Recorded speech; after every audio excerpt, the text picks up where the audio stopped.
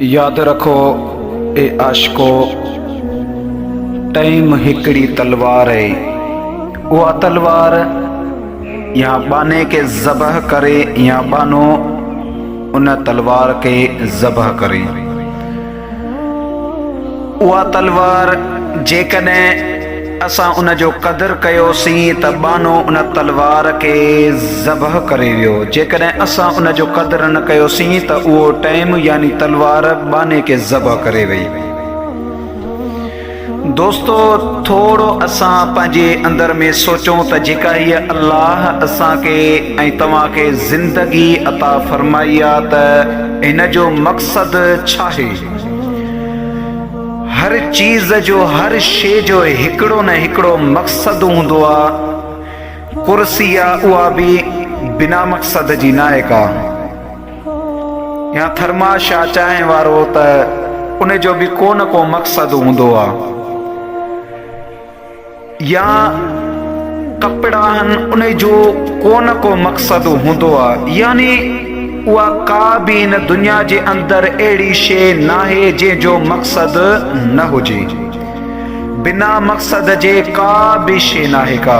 पोइ अल्लाह ताला हीअ असांखे ज़िंदगी छो अता फरमाई आहे।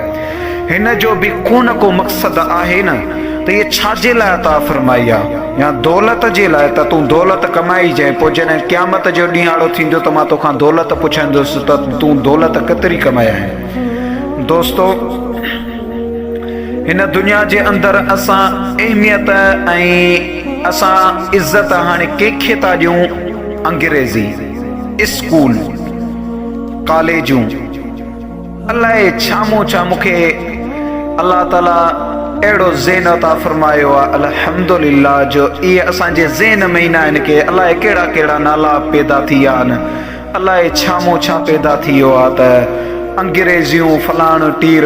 अज़ीज़ दोस्तो, इन खे अहमियत बेशक भले तव्हां ॾियो, लेकिन क़ुरान करीम खे आम कयो। क़ुरान करीम इहो अल्लाह जो उहो पाक क़ुरान करीम आहे जो तव्हांजो बचिड़ो हाफ़िज़ क़ुरान बणिजी वेंदो त जॾहिं क़यामत जो ॾींहुं थींदो त अल्लाह ऐलान फरमाईंदो त मुंहिंजो हाफ़िज़ क़ुरान किथे आहे, बानड़ो किथे आहे जेको हाफ़िज़ क़ुरान हुयो हिन दुनिया में बि।